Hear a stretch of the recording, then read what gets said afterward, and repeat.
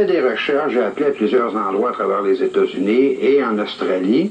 J'ai reçu d'autres documents, soit d'ordre économique ou dans d'autres domaines, au niveau militaire, policier et autres, et qui m'ont confirmé qu'effectivement, non seulement il y avait un programme d'établissement de camps de concentration, mais que celui-ci était beaucoup plus élaboré que le document original le laissait croire au départ. La façon que ça a été organisé, ça passe inaperçu, dans le sens que la majeure partie de ces camps-là sont situés soit à proximité ou à l'intérieur de bases militaires américaines, mais ce qui est quand même bizarre, comme celle qui se trouve en Floride, c'est que dans une base militaire, dans une prison militaire, on retrouve des prisonniers de droit commun au niveau civil. Et après avoir fait des recherches dans différents camps, y compris en Alaska, on a fini par découvrir qu'on maintenait un nombre très limité de prisonniers civils pour tenir les camps d'activité, mais que certains de ces camps-là pouvaient contenir jusqu'à 100 000 prisonniers et plus à l'heure actuelle.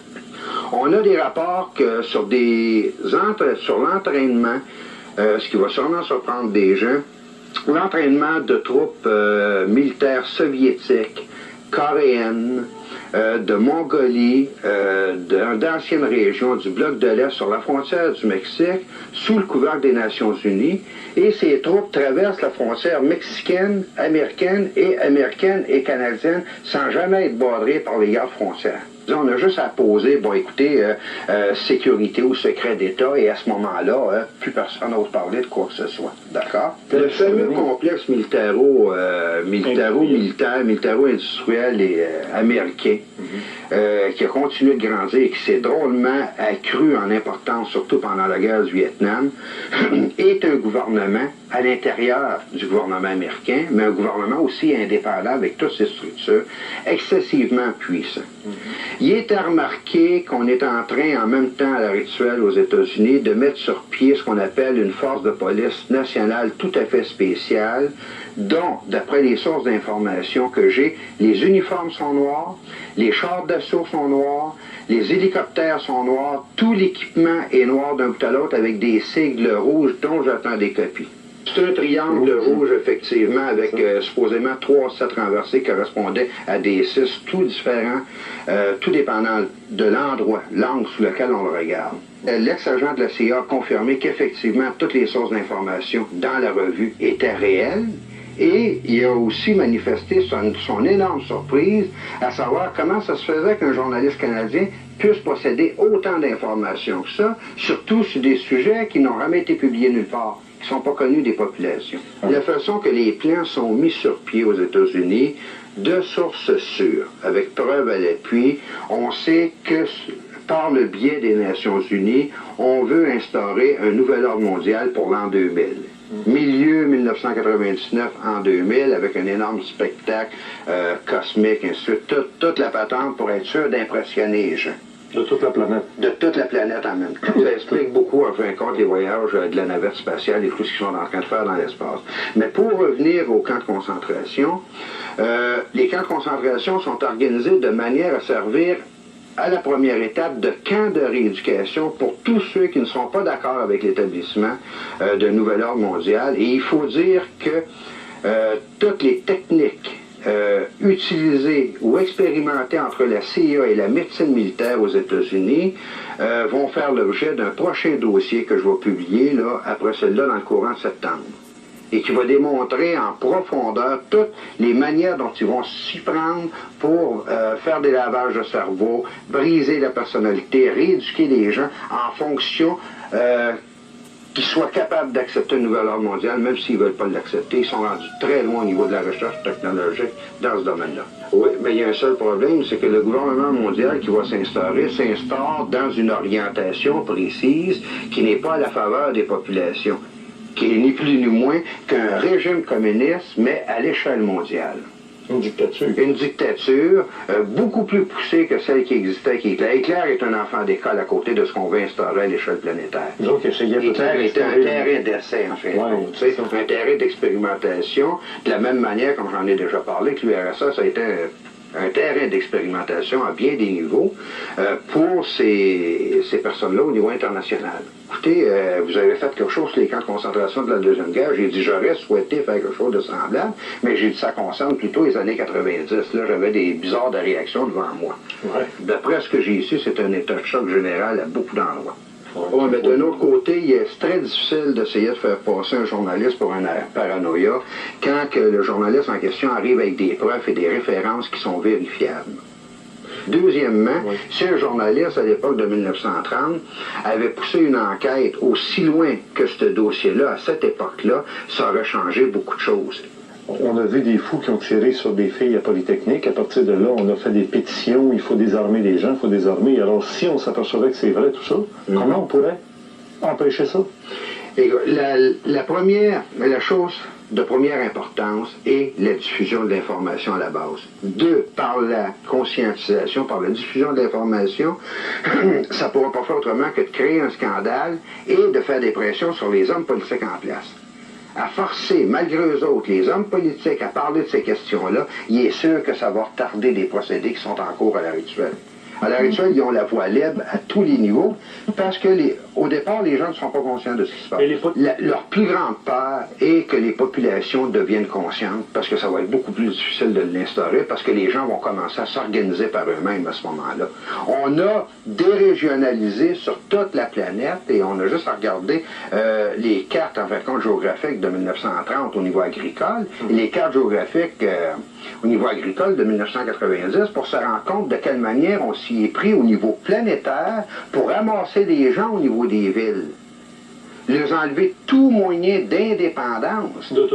D'autonomie, d'indépendance. Le premier but du gouvernement mondial, soit en désarmant les gens, soit en les ramassant à l'intérieur des villes, c'est des rendre dépendants, absolument. Il n'y a rien de pire pour eux autres que des personnes qui sont autonomes et qui sont capables de se débrouiller par eux-mêmes.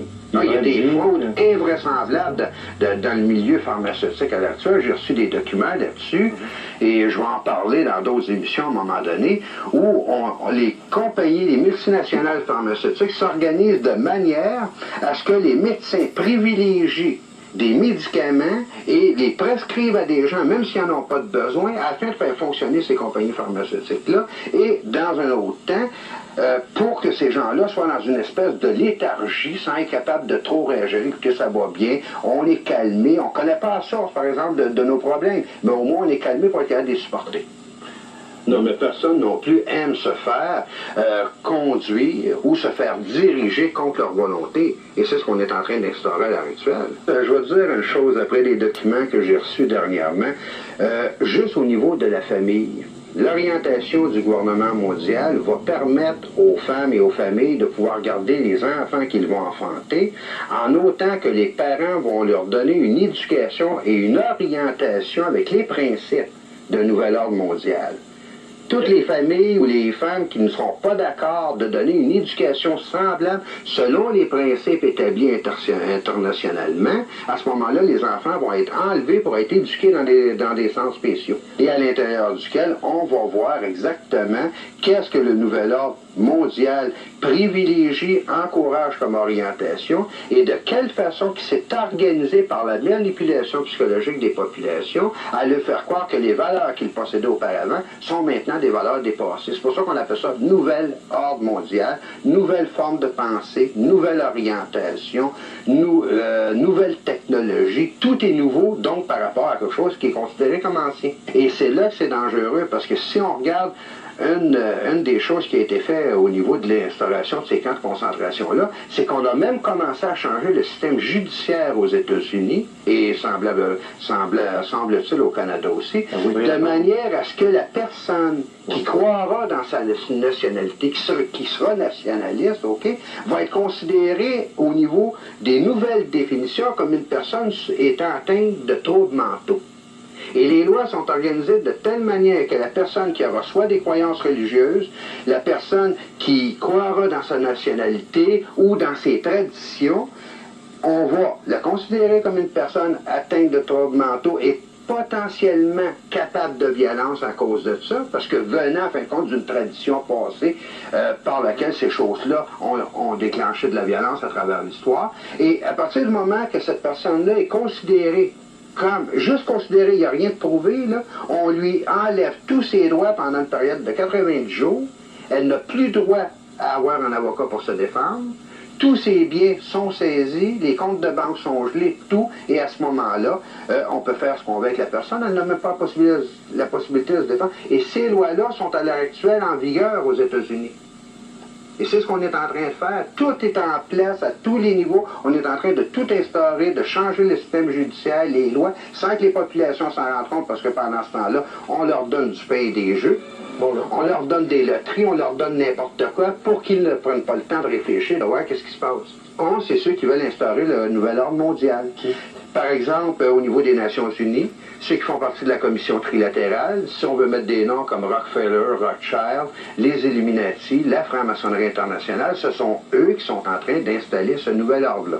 Il y a quand même deux sortes de francs-maçons. Il y a quand même ceux qui font partie de ce qu'on appelle le Grand Orient de France, et qui sont ceux qui ont pensé la Révolution française, les Illuminati, qui l'ont mis sur pied, qui ont mis sur pied le système colonialiste, qui ont mis sur pied le nazisme en Allemagne, et ceux qui font partie d'un franc-maçonnerie comme étant un club tout simplement social comme il y en existe au Québec. Les gens se rendent compte, ils ont des pique-niques de fin de semaine, des choses, il n'y a rien de dangereux dans ces loges-là au Québec. On ne parle pas de la même chose, là, sur lequel je vais donner une conférence demain, là, à Saint-Sauveur, et qui porte sur les nouvelles technologies développé entre la CIA et les forces militaires américaines pour le contrôle direct des individus, indépendamment de leur volonté. Merci, Serge Monard. J'espère que vous serez toujours vivant. J'espère continue. Dans le cas de la COVID-19, nous avons la possibilité d'isoler quelqu'un pendant 14 jours. Et on a aussi, comme on l'a fait ce matin, obliger une personne à collaborer à l'enquête. On vous isole là où on veut que vous soyez, ou vous observez la règle. Et il a observé la règle. Ouais, c'est une disposition légale émise par l'ordonnance qui nous permet justement d'obliger ces personnes-là contre leur gré. Dans le fond, ce qu'il dit, c'est que si vous n'acceptez pas, c'est-à-dire si vous refusez de faire entrer la tige de 4 pouces dans le nez, le gouvernement va vous obliger à collaborer. Et si vous ne tempérez pas comme du bétail docile, ils vont vous mettre dans une prison COVID. C'est une disposition qui est beaucoup plus facile quand on a quelqu'un qui collabore pas. Et quand on lui demande où sont enfermés les gens qui ne collaborent pas, quelqu'un s'empresse de donner la réponse à sa place. C'est pas nécessaire. Whatever it is, coronavirus has made the mighty kneel and brought the world to a halt, like nothing else could. Our minds are still racing back and forth, longing for a return to normality, trying to stitch our future to our past and refusing to acknowledge the rupture. But the rupture exists. And in the midst of this terrible despair, it offers us a chance to rethink the doomsday machine we have built for ourselves. Nothing could be worse than a return to normality. Historically, pandemics have forced humans to break with the past and imagine their world anew. This one is no different. It is a portal, a gateway between one world and the next. We can choose to walk through it, dragging the carcasses of our prejudice and hatred, our avarice, our databanks and dead ideas, our dead rivers and smoky skies behind us. Or we can walk through lightly, with little luggage, ready to imagine another world.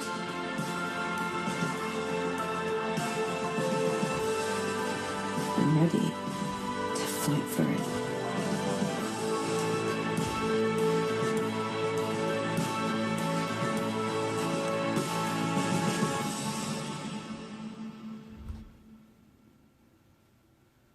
Maintenant, je vous ai dit que j'allais vous faire la preuve que donc vos célébrités, donc les plus grands politiciens sont impliqués dans ce projet et y croient. Alors, je vais vous montrer donc la preuve que ces gens-là sont impliqués. Prochainement, le mouvement des objectifs globaux, ils vont organiser un événement et cet événement apparemment, là, ça va être un événement grandiose. Et regardez qu'est-ce qu'ils disent de cet événement et qui va y être. Donc, je lis sur leur page, là, sur leur site internet, ce qui suit. Les Nations Unies en première ce samedi 9h. L'événement mettra en vedette les plus grands noms de la scène musicale, politique et du cinéma. Donc, vous ne voulez pas manquer ça. Je le lis en anglais. Nations United premieres this Saturday, 9 o'clock. It will feature the biggest names in music, politics, and film. So, you don't want to miss out. Je ne sais pas si ça peut être plus clair que ça. Donc voilà, vous avez une organisation qui est en train d'instaurer un gouvernement mondial. Vous avez une organisation qui veut prendre le contrôle du globe. Et pour un événement aussi majeur vous allez avoir les plus grands politiciens, vous allez avoir les plus grands musiciens, les plus grands artistes du monde entier. Donc là maintenant vous comprenez pourquoi on a eu un silence radio des plus grandes célébrités dans la question du coronavirus. Maintenant, ça fait du sens.